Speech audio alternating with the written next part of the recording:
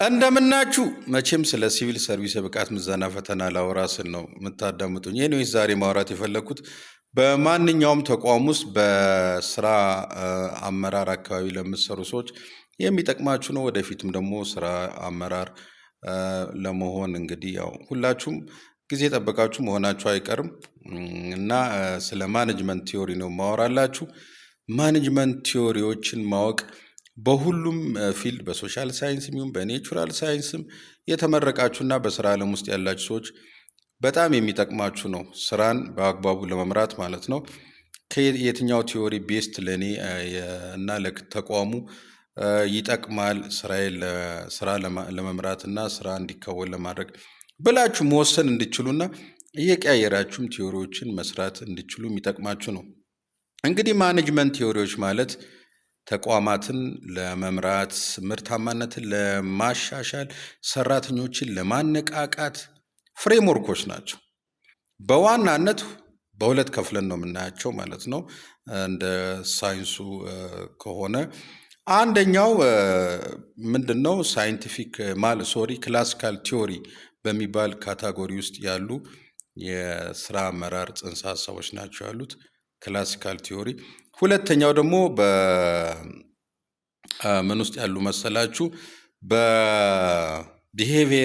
በቢሄቪየራል ኤንድ ሞደርን ቲዮሪስ በሚባለው ውስጥ ያሉ ናቸው ማለት ነው። እና ክላሲካል ቲዮሪ ውስጥ ያሉት እንደ ሳይንቲፊክ ማኔጅመንት፣ አድሚኒስትሬቲቭ ቲዮሪ እና ቢሮክራቲክ ቲዮሪ የተባሉ የማኔጅመንት ቲዮሪዎች በዚህ በክላሲካል ቲዮሪ ውስጥ የሚካተቱ ናቸው። በቢሄቪየራል ኤንድ ሞደርን ቲዮሪስ ደግሞ የሂውማን ሪሌሽን ቲዮሪ፣ የቲዮሪ ኤክስ ኤንድ ቲዮሪ ዋይ የሚባል አለ፣ ሲስተምስ ኤንድ ኮንቲንጀንሲ ቲዮሪ የሚባሉ አሉ።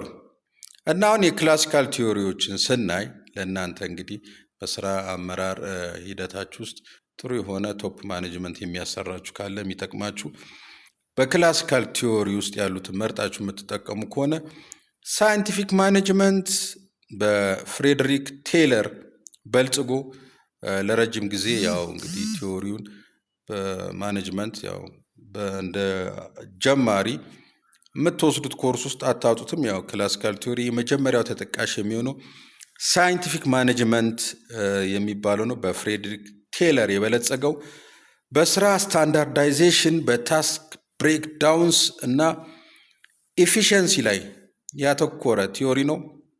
ሞር እንግዲህ አንበብ እያደረጋችሁ በደንብ ስለሱ መረዳት ነው። ሌላኛው በዚህ በክላሲካል ቲዮሪ ውስጥ ያለው ደግሞ የአድሚኒስትሬቲቭ ቲዮሪ የሚባለው ነው።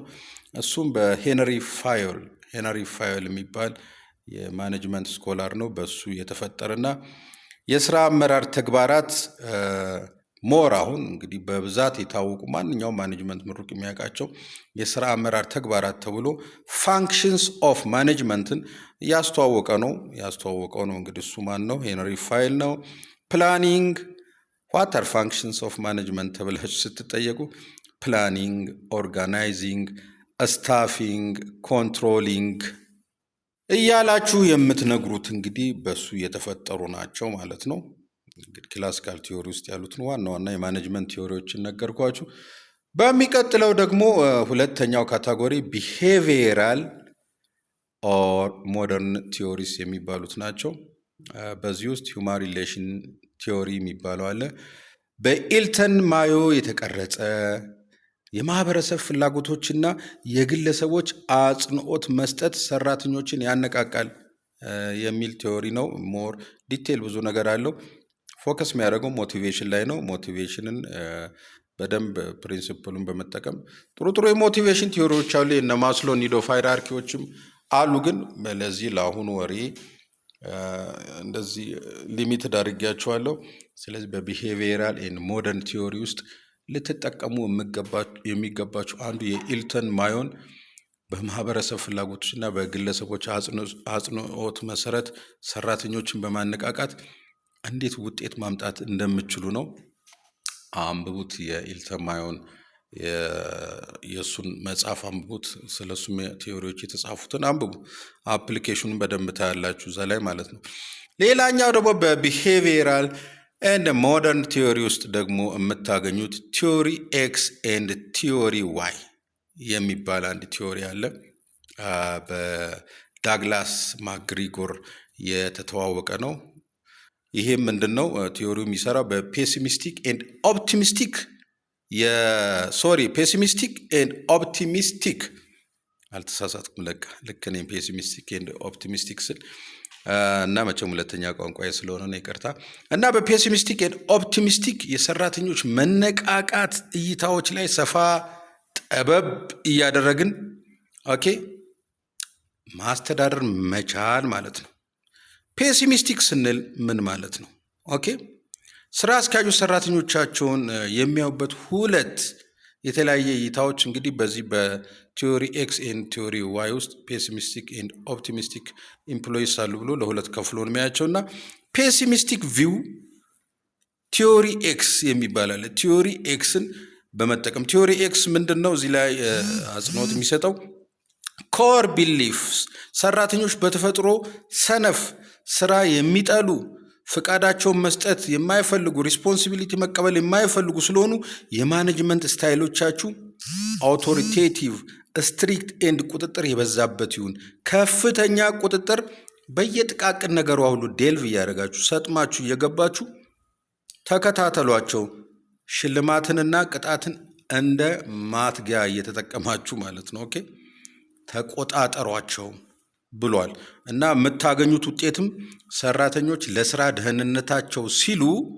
ደህንነታቸው እና ለገንዘብ ሲሉ ወጥረው ጠንክረው ይሰሩላችኋል ነው የዚህ የቲዮሪ ኤክስ ወይም የፔሲሚስቲክ ቪው ማለት ነው፣ የዳግላስ ማክግሪጎር እናላችሁ። ሌላኛው እይታ ደግሞ ኦፕቲሚስቲክ ቪው የሚባለው ነው። ኦፕቲሚስቲክ ቪው በዳግላስ ማክግሪጎር ቪው መሰረት ቲዮሪ ዋይ ውስጥ የተቀመጡ እነሱ ፕሮሲጀሮች አሉ። ምንድን ነው? እሱም በመጠቀም ደግሞ ሊድ አድርጉ ነው ምሩ ነው የሚላችሁ። ምንድን ነው ኦፕቲሚስቲክ ቪው ወይም ቲዮሪ ዋይ በምን ሊጠቅማችሁ ይችላል ነው? ኮር ቢሊፉ ሰራተኞችን በራሳቸው የሚነቃቁ ናቸው። ሰራተኞች በባህሪያቸው በራሳቸው የሚነቃቁ ናቸው። በስራቸው ደስ የሚሰኙ ናቸው። ኃላፊነትን መውሰድ የሚፈልጉ ስለሆነ ብሎ ያስባል። ይህንን እንግዲህ በአሳታፊነት እምነት በመጣል እና ትብብራቸውን በመጠየቅ ምሯቸው። ስልጣን ለነሱ ዴሊጌት አድርጉ። ውክልና የሰጣችሁ ስልጣን አሰሯቸው። የፈጠራ ችሎታቸውን አበረታቱላቸው። የተቋሙን ጎል ከሰራተኞች ጎል ጋር በማገናኘት ምሯቸው። ውጤቱም ሰራተኞች በስራቸው የሚረኩና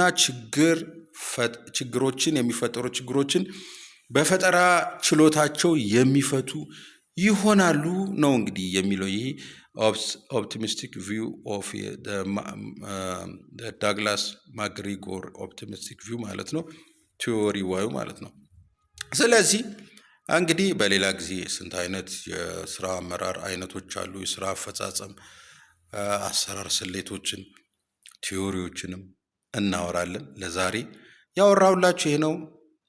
መልካም ቀን። ሪፖስት እያደረጋችሁ ይመቻችሁ።